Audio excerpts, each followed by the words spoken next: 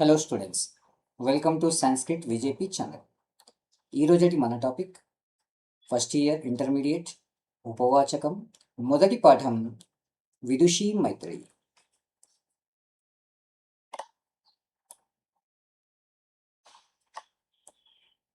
So ఈ పాఠం విదుషీ మైత్రేయి అనేది డాక్టర్ నందాపురి చేత రచించబడినటువంటి పాఠం.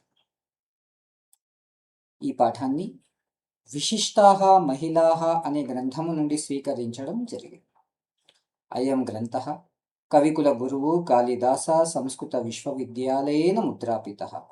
అనగా ఈ గ్రంథం కవికుల గురువు కాళిదాస సంస్కృత విశ్వవిద్యాలయము చేత ముద్రించబడింది. ఇయం మహాభాగ కవికుల గురువు కాళిదాస సంస్కృత విశ్వవిద్యాలయే భారతీయ భాషాణం విభాగస్య సంఖ్యాయాధ్యక్ష ఆసీత్. అనగా రచయిత్రి డాక్టర్ నందాపురి మహారాష్ట్రలోని నాగ్పూర్లో ఉన్నటువంటి కవికుల గురువు కాళిదాస సంస్కృత విశ్వవిద్యాలయములో భారతీయ భాషలకు విభాగాధ్యక్షురాలుగా ఉండేది. పాఠం చూద్దాం. భారతీయ సమాజే నారీ సదైవ సమ్మానహర్హ పూజ్యా చ ఆసీత్. భారతీయ సమాజంలో స్త్రీ ఎల్లప్పుడూ గౌరవించబడుతూ సన్మానించబడుతూ ఉండేది. వైదిక కాలాత్ ఆరభ్య సామాజికాన్ రాజనైతికాన్ ధార్మికాన్ చ అధికారాన్ అలవత. స్త్రీ వైదిక కాలం నుండి మొదలుకొని ఈ రోజు వరకు సామాజికమైన రాజనైతికమైన ధార్మికమైన అధికారాలను పొందుతూనే ఉంది. సర్వాణి శాస్త్రాన్ని అధ్యగిష్ట. స్త్రీ అన్ని శాస్త్రాలను అభ్యసించి ఉంది. సమాజస్య అభ్యున్నత్యై నారీ అనవరతం ప్రయతిష్ట. భారతీయ నారి సమాజం యొక్క ఉన్నతి కోసం, సమాజం యొక్క అభివృద్ధి కోసం, సమాజం యొక్క ప్రగతి కోసం ఎల్లప్పుడూ ప్రయత్నం చేస్తూనే ఉంది. భారతీయ సంస్కృతే మూలాధార. భారతీయ నారి భారతీయ సమాజానికి, భారతీయ సంస్కృతికి మూలాధారంగా ఉంది. అథ ఏవ మనునా ఉక్తం యత్ర నార్యస్తు పూజ్యంతే రమంతే తత్ర దేవతాః యత్రైతాస్తు న పూజ్యంతే సర్వాస్తత్ర ఫలాః క్రియాః. అందుకే మను మహర్షి తన ధర్మశాస్త్రంలో రాశాడు, ఎక్కడైతే స్త్రీలు గౌరవించబడతారో అక్కడ మాత్రమే దేవుళ్ళు విరాజిల్లుతారు. ఎక్కడైతే స్త్రీలు గౌరవించబడరో అక్కడ ఏ కార్యము కూడా ఫలించదు అని. యత్ర నారీనాం ఆదరః భవతి తత్ర దేవతాః స్వయం నివసంతి పరం యత్ర తాః అపమానితాః భవంతి తత్ర సర్వాణి కార్యాన్ని విఫలాని భవంతి. సో మనం చెప్పినటువంటి శ్లోకానికే ఇక్కడ అర్థం ఇవ్వడం జరిగింది. ఎక్కడైతే స్త్రీలకి గౌరవం అనేది లభిస్తుందో అక్కడ దేవుళ్ళు స్వయంగా నివసిస్తారు. ఎక్కడైతే స్త్రీలు అవమానించబడతారో అక్కడ చేసేటువంటి అన్ని కార్యాలు, అవి పూజలే కావచ్చు, పునస్కారాలే కావచ్చు, ధర్మ కార్యాలే కావచ్చు, ఏ కార్యమైనా కూడా అది ఫలించదు. అధునా సర్వేషు క్షేత్రేషు నార్యాః ప్రభావః అస్తి. ఈరోజు ఏ రంగంలో చూసుకున్నా, ఏ క్షేత్రంలో చూసుకున్నా భారతీయ స్త్రీల యొక్క ప్రభావం అనేది కనిపిస్తుంది. సర్వేషు క్షేత్రేషు తస్యాః అకుంఠిత బుద్ధి విలాసః దృశ్యతే. సో ఈరోజు ప్రతి రంగములో భారతీయ స్త్రీల యొక్క అకుంఠితమైనటువంటి బుద్ధి, కౌశల్యం అనేది మనకి కనిపిస్తూ ఉంది.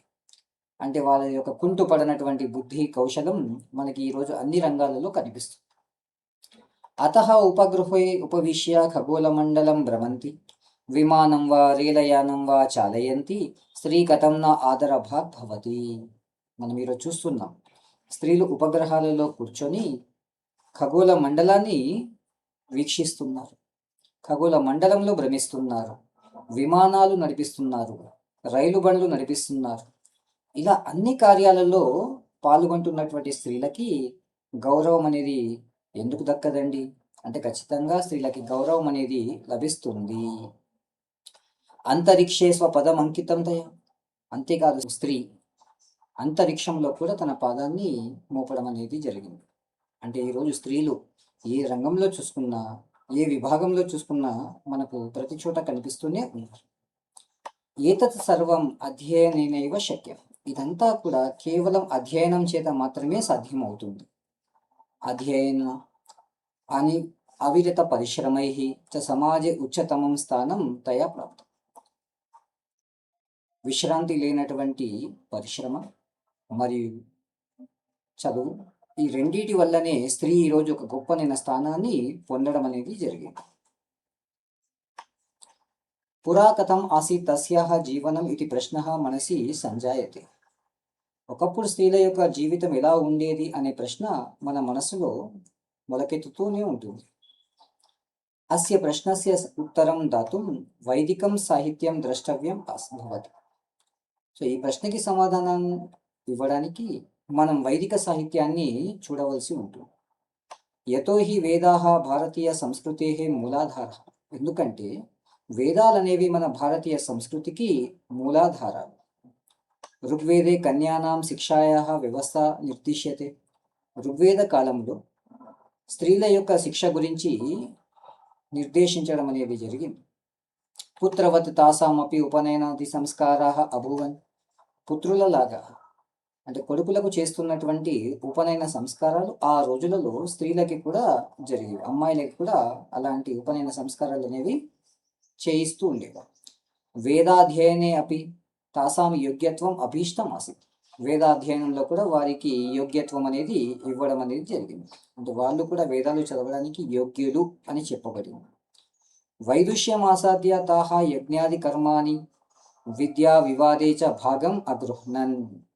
వైదుష్యం ఆసాద్య పాండిత్యాన్ని సంపాదించినటువంటి వారు యజ్ఞాది కర్మలు మరియు విద్యా వివాదం అంటే శాస్త్ర చర్చల యందు కూడా వాళ్ళు భాగాన్ని పాల్పంచుకునేవారు. మంత్ర దర్శనేన తాసాం గౌరవం వైదుష్యం ఆదర్శ రూపత్వం చ పరిలక్ష్యతే. వాళ్ళు రాసినటువంటి మంత్రాలను చూడడం చేత వాళ్ళ యొక్క గౌరవం, వాళ్ళ యొక్క వైదుష్యం అనేది మనకి ఈరోజు కనిపిస్తూనే ఉంది. కింటు మధ్యే యుగే పరికీయ క్రమణైః తస్యాః స్థితిః శోచనీయ ఆసీత్. కానీ మధ్యయుగంలో ఈ బ్రిటిష్ వాళ్ళు, విదేశీయులు మన దేశానిలో రావడం చేత ఆ స్త్రీల యొక్క పరిస్థితి ఆలోచించదగినదిగా మారింది. స్త్రీ శిక్షా మార్గ అవరుద్ధ అభవత్. స్త్రీ శిక్షా విధానం అవరోధించబడింది. అంటే స్త్రీల శిక్షకు అడ్డుకట్ట వేయబడింది. స్త్రీనాం కర్మభూమి గృహాభ్యంతరే ఏవ స్థగిత సీమిత అభవత్. ఒక స్త్రీకి తన ఇంటి మాత్రమే కర్మభూమిగా నిర్దేశించడం జరిగింది. అంటే వాళ్ళ ఇంటి నుండి బయట పెట్టడానికి కూడా అవకాశం లేకుండా పోయింది. దివా భీత ఇవాస గృహాద్ బహిర్గంతుమపి న శక్నువత్. సో దివా భీత ఇవ అనగా గుడ్లగూబ. ఏ విధంగానైతే గుడ్లగూబ పగటిని చూసి భయపడుతుందో అలాగే స్త్రీ సమాజాన్ని చూసి భయపడుతూ కేవలం ఇంట్లో మాత్రమే ఉండిపోవలసి వచ్చింది. పరం వైదికే కాలే ఉపనిషత్ కాలే చ శిక్షిత ఆసీత్. కానీ మన పూర్వకాలం, మన వైదిక కాలంలో కానీ మన ఉపనిషత్ కాలంలో కానీ మనం ఒకవేళ చూస్తే స్త్రీ చదువుకొని ఉండేది. సన కేవలం అధ్యయనం అపితు సూక్త రచనా అపి కరోతి స్మ. కేవలం వాళ్ళు చదవడమే కాదు, సూక్తులు కూడా రాసి ఉన్నారు, మంత్ర రచనలు కూడా చేసి ఉన్నారు. వైదిక కాలే అపాల ఘోష విశ్వవార గార్గి ఇత్యాదయ బ్రహ్మవాదిన్య బహవ్య అసత్. వైదిక కాలంలో మనం చూస్తే అపాల, ఘోష, విశ్వవార, గార్గి మొదలగు ఎంతోమంది బ్రహ్మవాదినులు ఉండిరి. ఉపనిషత్ కాలే తాహ జీవన విషయకం జగద్ విషయకం చ జ్ఞానం అధిగంతుం ఇచ్చంతి స్మ. ఉపనిషత్ కాలంలో వారు జీవితానికి సంబంధించినటువంటి, జగత్తుకు సంబంధించినటువంటి జ్ఞానాన్ని, తత్వజ్ఞానాన్ని వాళ్ళు పొందడానికి ఎంతో ఇష్టపడుతూ ఉండేవారు. ఉపనిషత్ కాలే స్త్రీ శిక్షాయా మహత్వం ఆసీత్. ఉపనిషత్ కాలంలోనే స్త్రీ శిక్షకు, స్త్రీ విద్యకు ఎంతో ఆధిక్యం ఉండేది, ఎంతో మహత్వం ఉండేది, ఎంతో ప్రాధాన్యత ఉంటుంది. తాహా వేదాధ్యయనమపి కుర్వంతి స్మ. వాళ్ళు వేదాలు కూడా చదివారు. ఉపనిషత్ కాలంలో స్త్రీలు వేదాలు కూడా చదివే వాళ్ళంటే ఎంత గొప్ప విషయం ఆలోచించారు. వేదాధ్యయనస్య కృతే తాసాం ఉపనయన సంస్కారः అపి క్రియతే స్మ ఇతి పురా కల్పేతు నారీనాం మౌంజిబంధనమిష్యతే ఇతి అనేన స్మృతివచనేన జ్ఞాయతే.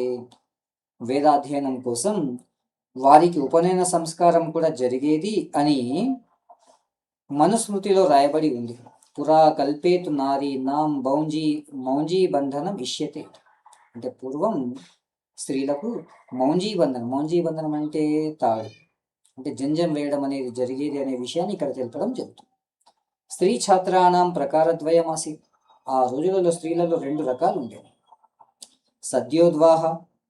సో స్త్రీ విద్యార్థులలో 2 రకాలు ఉండేవి. సద్యోద్వాహ బ్రహ్మవాదిని. సో ఆ రోజు చదువుకునేటువంటి స్త్రీలను 2 రకాలుగా విభజించడం జరిగింది. మొదటిది సద్యోద్వాహ, రెండోది బ్రహ్మవాదిని. సద్యోద్వాహ స్త్రియ బ్రహ్మచర్యానంతరం వివాహం కృత్వా గృహస్థాశ్రమే ప్రవిష్టాః భవంతి.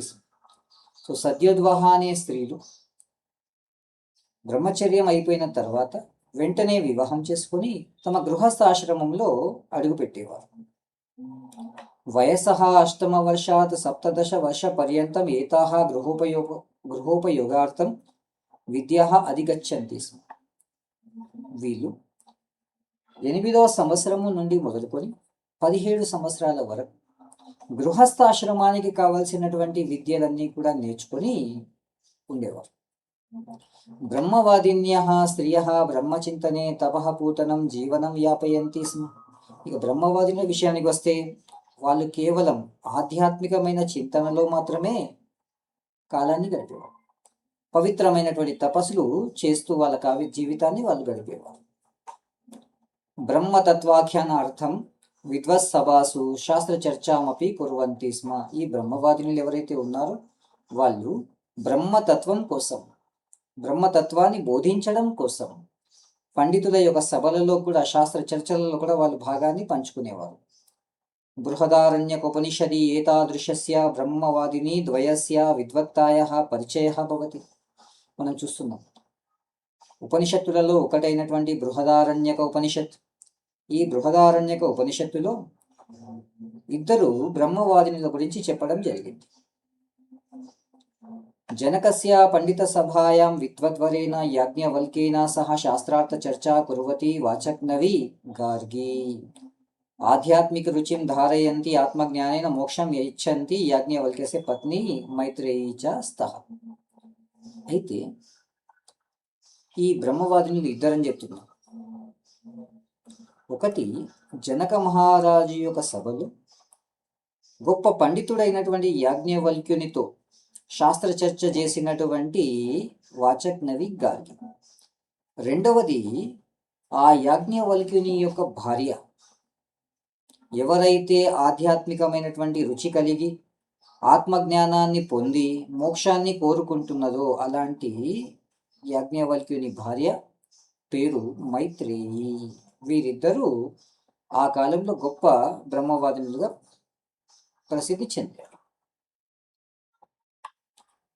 విదేహ నరేశస్య జనకస్య రాజధాని మిథిలా నగరీ విద్వజ్జనానాం అభిమతం స్థానం ఆసీత్. సో జనక మహారాజు పరిపాలించిన రాజ్యం విదేహ రాజ్యం. ఆ విదేహ రాజ్యానికి రాజధాని మిథిలా నగరి. ఆ మిథిలా నగరి అనేది పండితులకి చాలా నచ్చినటువంటి ప్రాంతం. రాజా జనక ధార్మిక వృత్తి ఆసీత్. రాజా జనకుడు ధార్మికమైన ప్రవృత్తి కలిగిన వాడు, ధర్మాన్ని పాటించేవాడు. తస్య సభాయాం తపస్వినః పండితాః సదైవ శాస్త్రచర్చార్థం కర్తుం ఆగచ్చంతి స్మ. ఆ జనక మహారాజు యొక్క సభకి ఎంతోమంది తపస్వికులు, పండితులు ఎల్లప్పుడూ శాస్త్ర చర్చ చేయడానికి వస్తూ ఉండేవారు. తస్య సభాయాం బహవః వివిధేషు శాస్త్రేషు పారంగతాః పండితాః తస్మాత్ జనకః మహారాజాత్ ధనవస్త్రైః సముచితం సత్కారం ప్రాప్నువాన్. ఆ జనక మహారాజు యొక్క సభకి వచ్చినటువంటి ఎంతో మంది పండితులు, గొప్ప గొప్ప శాస్త్రాలలో ఆరితేరిన వాళ్ళందరూ కూడా జనక మహారాజు దగ్గర నుండి ధన రూపేణ, వస్త్ర రూపేణ ఎన్నో రకాలుగా వాళ్ళు సన్మానాలు, సత్కారాలు పొంది ఉన్నారు. మిథిలా నగర్యాం యాజ్ఞవల్క్యస్య ఆశ్రమః ఆసీత్. మిథిలా నగరంలో యాజ్ఞవల్క్యుని యొక్క ఆశ్రమం ఉంది. యాజ్ఞవల్క్యస్య జ్ఞానేన ప్రభావితః జనకః తేన వారం వారం శాస్త్రచర్చాం కర్తుం ఇచ్చతి స్మ. యాజ్ఞవల్క్యుని యొక్క బుద్ధి శక్తితో, అతని యొక్క బుద్ధి చేత ప్రభావితుడైనటువంటి, అతని యొక్క బుద్ధి చేత ప్రేరేపితుడైనటువంటి జనక మహారాజు అతనితో ప్రతిసారి మళ్ళీ మళ్ళీ శాస్త్ర చర్చ చేయడానికి ఇష్టపడుతూ ఉండేవాడు. యాజ్ఞవల్క్యస్య భార్య మైత్రేయి, యాజ్ఞవల్క్యుని యొక్క భార్య మైత్రేయి. కర్మకుశలా సా యద్యపి ఆశ్రమ వ్యవస్థాం పశ్యతి స్మ తథాపి బ్రహ్మవాదిని ఆసీత్. వాస్తవం చెప్పాలంటే పనుల యందు చక్కటి నైపుణ్యము కలిగినటువంటి ఆ మైత్రేయి ఒకవైపు ఆశ్రమ వ్యవస్థను చూస్తున్నప్పటికీ ఆమె బ్రహ్మవాదినిగా మాత్రమే ఉండేది. శాస్త్రాధ్యయనే అనురక్తా చ ఆసీత్, ఆమెకు శాస్త్ర విషయంలో ఎంతో ఆసక్తి ఉండేది. ఆ బాల్యాత్ ఆశ్రమే వేదాధ్యయనం కుర్వత్యాహ తస్యాహ గృహకార్యే రుచి అధికా నాసీత్. వాస్తవానికి చిన్నప్పటి నుండి గురుకులాల యందు చదువుకోవడం చేత, చిన్నప్పటి నుండి వేదాధ్యయనం చేయడం చేత ఆమెకి ఈ గృహస్థాశ్రమానికి సంబంధించినటువంటి పనుల యందు ప్రత్యేకమైన ఆసక్తి లేకుండేది. సతతం అధ్యయనం అధ్యాపనమేవ ఇచ్చతి స్మ, ఆమె ఎల్లప్పుడూ చదవడం, చదువు చెప్పడం రెండింటిని మాత్రమే ఇష్టపడుతూ ఉండే. యాజ్ఞవల్క్య కదాచిత్ తామాహూయ ఏవం ఉక్తవాన్, మైత్రేయీ అహం మత్సకాశే స్థితం ధనం సర్వం తుభ్యం దత్వా సంపూర్ణతయా సన్యాసాశ్రమం ప్రవేశం ఇచ్చామి ఇది. సో ఒకసారి ఆ యాజ్ఞవల్క్యుడు తన భార్య అయినటువంటి మైత్రేయిని పిలిచి ఆమెతో అంటున్నాడు, ఓ భార్య మైత్రేయి, నా దగ్గర ఉన్నటువంటి ధనం మొత్తం నీకు ఇచ్చేసి నేను పూర్తిగా వానప్రస్థాశ్రమంలోకి సన్యాసాశ్రమంలోకి వెళ్ళాలి అనుకుంటున్నాను అని. కింటు సా భవతా దత్తేన ధనేన కిం ప్రాప్స్యేహం మహ్యం తత్వం బోధయతు శాస్త్రాన్ని అవబోధయతు విద్యయా అమృతం అశ్నుతే ఇది ఉపనిషదః వదంతి కదు. అప్పుడు ఆమె అతని మాటలు విని పలికింది, ఏమండి, మీరిచ్చేటువంటి ధనముతో నన్ను ఏం చేయమంటారు? నాకు తత్వాన్ని బోధించండి, తాత్విక విషయాలను బోధించండి, సత్యాన్ని బోధించండి, శాస్త్రాలను బోధించండి. విద్య చేత అమృతం అనేది ఆస్వాదించబడుతుంది అని ఉపనిషత్తులు చెప్తున్నాయి కదా. తదర్థం జ్ఞాతుముత్సుక అస్మ్యహం ఇది మైత్రేయి తం ప్రార్థితవతి. కాబట్టి నేను ఆ అమృత రసాస్వాదన చెయ్యాలనుకుంటున్నానండి అని ప్రార్థించింది యాజ్ఞవల్క్యుని. తస్యాహ అభిలాషం జ్ఞాత్వా సంతుష్టః యాజ్ఞవల్క్యః తం తత్వం బోధయామాస. ఆమె యొక్క కోరిక చేత సంతోషించినటువంటి ఆ యాజ్ఞవల్క్యుడు ఆమెకు తత్వాన్ని బోధించాడు. సాపి ఏకాగ్ర చిత్తేన సర్వాణి శాస్త్రాన్ని అధీతవతి. ఆమె కూడా పూర్తి శ్రద్ధతో, పూర్తి ఏకాగ్రతతో ఆ శాస్త్రాలన్నీ కూడా అధ్యయనం చేసి సర్వతా యాజ్ఞవల్క్యేన సహా శాస్త్ర చర్చాసు భాగం గృహీతవతి. ఎల్లప్పుడూ ఆ యాజ్ఞవల్క్యునితో పాటు కలిసి శాస్త్ర చర్చల యందు భాగాన్ని పంచుకుంటూ ఉండేది. అధ్యయనే అధ్యాపనే చ మహతీం ఖ్యాతిం ప్రాప్తవతి.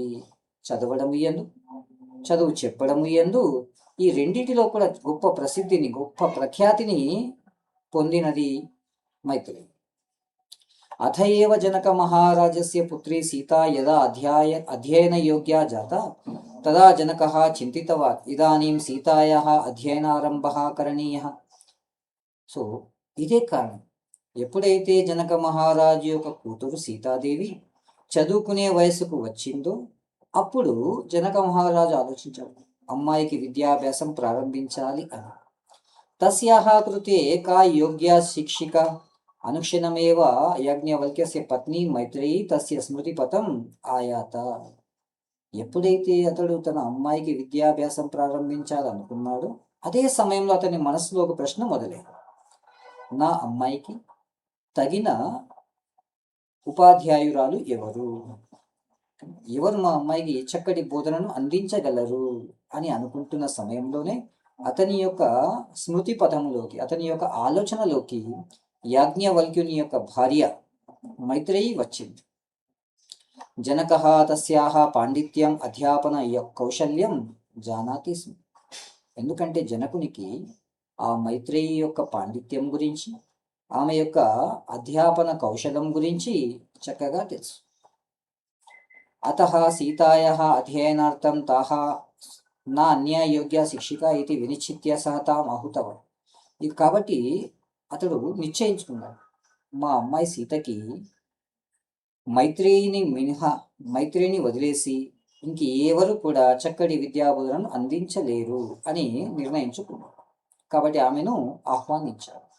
సా అపి అత్యంత ఆనందేన తస్య ప్రార్థనాం అంగీకృత్య అధ్యాపనం ప్రారంభత. కాబట్టి ఆమె కూడా ఏం చేసిందన్న అత్యంత ఆనందంతో అతని యొక్క కోరికను అంగీకరించి విద్యాబోధన ప్రారంభించి మైత్రేయి సీతాయాం స్వపుత్ర్యామివ స్నిహ్యతి స్మ. మైత్రేయి సీతను తన కూతురులాగా ప్రేమిస్తూ ఉండేది, తన కూతురులాగా ఇష్టపడుతూ ఉండేది. సీతా ప్రకృత్యా ఏవా సుస్వభావ సరళ మృదుభాషిణి సుశీల ధీర ఆసీత్. వాస్తవం చెప్పాలంటే సీతాదేవిలో కూడా చాలా చక్కటి గుణాలు ఉంటాయి. ఆమె సహజంగానే సుస్వభావ, మంచి స్వభావం కలిగినటువంటి నాది అమ్మాయి. సరళ, సింపుల్గా ఉండే అమ్మాయి, సాధారణమైన జీవితాన్ని గడిపేటువంటి అమ్మాయి. మృదు భాషిని, చక్కటి ప్రియమైన మాటలు మాట్లాడేటువంటి అమ్మాయి. సుశీల, సత్ప్రవర్తన కలిగినటువంటి అమ్మాయి. ధీర, ధైర్యము కలిగినటువంటి అమ్మాయి సీతాదేవి. తస్యాహ సద్గుణైః ఏవా సీతా మైత్రేయాః ప్రియ శిష్య ఆసీత్. ఈ మంచి గుణాలు కలిగి ఉండడం చేత సీతాదేవి మైత్రేయికి ప్రియ శిష్యురాలుగా మారింది. సీతా ప్రతిదినం ప్రాతకాలే శీఘ్రమేవ ఉత్థాయ యజ్ఞాదికం నిత్యకర్యం సమాప్య వేదాధ్యయనం కరోతి స్మ. తస్యాహ స్వతయా వేదమంత్రాః కంఠస్థీకృతః. సో చిన్నప్పటి నుండే సీతాదేవి ఉదయాన్నే లేవడం, ఆ ఉదయాన్నే లేచిన తర్వాత తమకు సంబంధించినటువంటి యజ్ఞాది కర్మలు ఏవైతే ఉన్నాయో వాటి అలాంటి నిత్య కర్మలన్నీ సమాప్తం చేసుకొని ఆ తర్వాత వేదాధ్యయనం కూడా చేసేది. తర్వాత వేదిక మంత్రాలను కూడా కంఠస్థం చేస్తూ ఉండేది సీతాదేవి. యాజ్ఞవల్క్య జనకస్య కృతే గురుతుల్య. యాజ్ఞవల్క్యుడు ఈ జనక మహారాజు కొరకు గురువుతో సమానం. అంటే జనకుని యొక్క దృష్టిలో యాజ్ఞవల్క్యుడు ఒక తండ్రితో సమానం, గురువుతో సమానం. అతః ఆధ్యాత్మిక విషయ శంకా సమాధానాయ సహ యాజ్ఞవల్క్యమేవ ఆహ్వయతి స్మ. కాబట్టి ఆధ్యాత్మికమైనటువంటి విషయాల్లో ఎలాంటి సందేహం వచ్చినా జనక మహారాజు యాజ్ఞవల్క్యుని మాత్రమే ఆహ్వానిస్తూ ఉండేవాడు. తయోర్మధ్యే యదా చర్చా భవతి స్మ తదా సీత శాస్త్ర చర్చాం శృణోతి స్మ. ఎప్పుడైతే యాజ్ఞవల్క్యునికి జనక మహారాజుకి మధ్య శాస్త్ర చర్చ జరిగేదో ఆ శాస్త్ర చర్చ సీతాదేవి శ్రద్ధగా వింటూ ఉండేది. తేన తస్యాహ జ్ఞాన సంస్కార, దానితో ఆమె యొక్క జ్ఞానం ప్రకాశించింది. ఏతాదృశే వాతావరణే వర్ధిత పాలిత చ సీత. ఇలాంటి గొప్ప జ్ఞానవంతమైనటువంటి వాతావరణంలో పెరిగింది సీతాదేవి. మైత్రేయ అధ్యాపనేన సంస్కృతం రత్నమివ తస్యాహ బుద్ధి ప్రకాశతే స్మ. మైత్రేయి యొక్క అధ్యాపనం చేత ఆ సంస్కృతం అనేది ఒక రత్నములాగా ఆమె బుద్ధి కూడా ప్రకాశిస్తూ వచ్చింది. సో ఆమె యొక్క బుద్ధి సంస్కృత రత్నములాగా ప్రకాశిస్తూ వచ్చింది. ఏతేన జ్ఞానేన సహ మైత్రేయి సీతాయై వ్యవహారికం జ్ఞానమపి శిక్షితవతి. కేవలం వైదిక జ్ఞానమే కాకుండా ఆ మైత్రేయి సీతాదేవికి లౌకిక జ్ఞానాన్ని కూడా బోధించింది. నారీ ధర్మం చ శిక్షితవతి, ఒక స్త్రీ ధర్మాలను కూడా నేర్పించింది. వయః అనుసృత్య పాఠనం ఆవశ్యకం, వయస్సుకు అనుగుణంగా పాఠాలు చెప్పడం అవసరం. అతః మైత్రేయి సీతాయాః కిశోరావస్థాయాం అనేకాః కథాః శ్రావితవతి. పరం యదా కిశోరావస్థా తతః సీతా యౌవనం ప్రాప్తవతి తదా అస్యాం అవస్థాయాం మనసః చాంచల్యం జ్ఞాత్వా మైత్రేయి తస్యై మనోనిగ్రహస్య మహత్వం జ్ఞాపితవతి.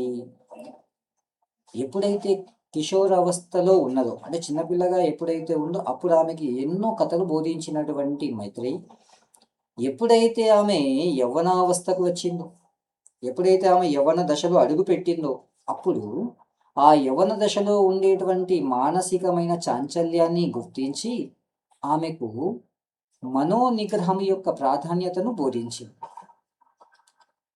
యవ్వనే ప్రాయః వివేకః నశ్యతి. వాస్తవం చెప్పాలంటే యవ్వనములో బుద్ధి పనిచేయడం అనేది నశిస్తుంది. అవివేకాత్ ప్రమాదాः భవంతి. అవివేకం వలన ఎన్నో ప్రమాదాలు జరుగుతాయి, అవివేకం వల్ల ఎన్నో నష్టాలు జరుగుతాయి, ఎన్నో తప్పులు జరుగుతాయి. అతః ఇంద్రియ నిగ్రహశ్చ కరణీయో, కాబట్టి మనం ఇంద్రియాలను నిగ్రహం చేసుకోవాలి. యది ఇంద్రియాని సంయమితాని భవంతి తర్హి మనః ప్రశాంతం భవతి. ఒకవేళ ఇంద్రియాలన్నీ కూడా అదుపులో ఉన్నట్లయితే మనసు ప్రశాంతంగా ఉంటుంది.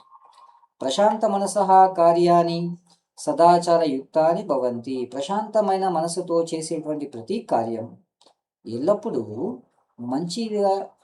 మంచిదై ఉంటుంది. తేన ఆత్మవిశ్వాస ఆత్మబలమపి వర్తతే. సో ప్రశాంతమైన మనసుతో చేసేటువంటి ఏ పనైనా కూడా మన యొక్క ఆత్మవిశ్వాసాన్ని, ఆత్మబలాన్ని పెంచుతుంది. మైత్రేయ ఏతాదృశేన ఉపదేశేన యౌవనే అపి సీతా ధీరా నిశ్చల అభవత్. మైత్రేయి యొక్క ఇలాంటి ఉపదేశము చేత సీతాదేవి యవ్వనంలో ఉన్నప్పటికీ కూడా ధైర్యంగా నిశ్చలంగా ఉండేను. ఏకదా మైత్రేయి పాఠనార్థం రాజప్రాసాదం గతవతి. ఒకసారి మైత్రేయి పాఠాలు బోధించడానికి రాజభవనానికి వెళ్ళేది. తదా జనకః తాం ఆహుతవాన్ యాజ్ఞవల్క్యః అపి తత్రైవాసీత్. ఆమెను చూసి జనక మహారాజు ఆమెను పిలిచారు. ఆ సమయంలో యాజ్ఞవల్క్యుడు కూడా అక్కడే ఉన్నాడు. జనకః తాం సమ్మానపూర్వకం ఉచ్ఛాసనే ఉపవేశితవాన్ ఉక్తవాన్ చ. జనక మహారాజు ఆ వచ్చినటువంటి సీతాదేవి గురుమాత అయినటువంటి మైత్రేయికి ఉన్నతమైనటువంటి స్థానాన్ని ఇచ్చి కూర్చోమన్నారు. జనక మహారాజు అంటున్నారు, ఆర్యే మైత్రేయి అద్య అహంస గర్వం ఆనందం అనుభవామి. సో జనక మహారాజు మైత్రేయితో అన్నాడు, అమ్మా మైత్రేయి, ఈరోజు నేను చాలా గర్వంగా ఆనందాన్ని అనుభవిస్తున్నాను. మైత్రేయి అడిగింది, కిమర్థం మహారాజా, ఎందుకొరకు మహారాజా? జనకుడు అన్నాడు, మమ పుత్రి సీతా వేదాధ్యయనేన భవత్యాకృతై సుసంస్కారై చ వినమ్రా జాత. ఓ అమ్మా సీతాదేవి, వేదాలు చదవడం చేత, నీ చేత ఇవ్వబడినటువంటి సుసంస్కారముల చేత వినయం విధేయత కలిగి ఉంది. గృహే సేవకై సహ కార్యం కుర్వతి స లజ్జాం న అనుభవతి. ఇంట్లో ఉన్నటువంటి వారితో పనిచేస్తూ, ఇంట్లో ఉండేటువంటి పనివారితో కలిసి పని చేస్తున్నప్పటికీ ఆమె ఏమాత్రం సిగ్గును అనుభవించడం లేదు. స్వకార్యాన్ని స్వయమేవ కరోతి, తన పనులన్నీ తానే చేస్తున్నది. ఏతేనా స్వయం శాసనేన పూర్ణం వికసితం తస్యాహ వ్యక్తిత్వం. ఇలాంటి క్రమశిక్షణ చేత ఆమె యొక్క పూర్తి వ్యక్తిత్వం అనేది వికసింపబడింది, ఆమె మనోవికాసం చెందింది. తస్యాహ ఆత్మవిశ్వాస వర్ధిత, ఆమె యొక్క ఆత్మవిశ్వాసం కూడా పెరిగింది. మైత్రేయి, కేవలం ఛాత్రాణం కృతే శాస్త్రాధ్యాపనం నా పర్యాప్తం. అప్పుడు మైత్రేయి పలికింది, రాజా, కేవలం శాస్త్రాలు బోధించడం మాత్రమే సరిపోదు. తేన సహా గృహ సంస్కారాः అపి మహత్వపూర్ణాः. శాస్త్రాలతో పాటు ఇంటికి సంబంధించినటువంటి సంస్కారాలు కూడా మనకు ఎంతో అవసరం. అతః తస్యాహ అధ్యాపిక అహం శాస్త్రాధ్యాపనేన సహా సంప్రదాయానపి తాం బోధితవతి. కాబట్టి ఆమె యొక్క బోధకురాలైనటువంటి నేను, ఆమె యొక్క ఉపాధ్యాయురాలైనటువంటి నేను ఆమెకు శాస్త్రాలు బోధించడంతో పాటు సంప్రదాయాలు కూడా బోధించాను. భవసదృశ ధర్మశాస్త్రవేత్త సంప్రదాయానురక్త విద్వాన్ పితా ఏవ తత్ర మూలహేతు. మీలాంటి ధర్మశాస్త్రాలు తెలిసినటువంటి, సంప్రదాయాల పట్ల ఆసక్తి కలిగినటువంటి గొప్ప పండితుడైనటువంటి తండ్రియే దీనికి అంతటికీ ప్రధానమైన కారణం. మయా కిమపి కృతం, నా ద్వారా ఏం చేయబడలేదు రాజా, నేను ప్రత్యేకంగా చేసింది ఏం లేదు. మీలాంటి ఉత్తములకి ఇలాంటి పుత్రిక జన్మించడం అనేది సహజం అని పలికింది. జనకః, ఏషా భవత్యాః వినమ్రత. అప్పుడు జనకుడు అన్నాడు, అమ్మా ఇది మీ యొక్క వినమ్రత. వీరవరాః యపి యద్ ఉద్ధర్తుం అసమర్థః తద్ శివధనుః మమ దుహిత్రా సీతయా వామహస్తేన ఉద్ధృతం. వీర పురుషులు ఏ శివధనసునైతే ఎత్తడానికి అసమర్థులయ్యారో అలాంటి శివధనసుని నా పుత్రి సీతాదేవి కేవలం ఎడమ చేతితో అనాయాసంగా ఎత్తింది. కస్యేష ప్రభావః, మరి ఇది ఎవరి యొక్క ప్రభావం? అమ్మా మైత్రేయి, కేవలం నీ ద్వారా చెప్పబడినటువంటి విద్యల చేతనే నా అమ్మాయిలో ఈరోజు ఇన్ని సద్గుణాలు వచ్చాయి అని పలికాడు. తశ్రుత్వ అమితానందేన మైత్రేయ నేత్రే అశ్రుపూర్ణే అభవతాం. ఆ మాటలు విని ఆమె యొక్క నేత్రాల యందు ఆనంద భాష్పాలు వచ్చాయి. ధన్యా స సీత ధన్యా చ మైత్రేయి, ధన్యురాలు ఆ సీతాదేవి, ధన్యురాలు ఆమె యొక్క గురువు గారైనటువంటి మైత్రేయి. ఏతాదృశ అధ్యాపనేన దృఢ సంస్కారై చ సీతా స్వజీవనే సంకటకాలే అపి నా విచలిత అభవత్.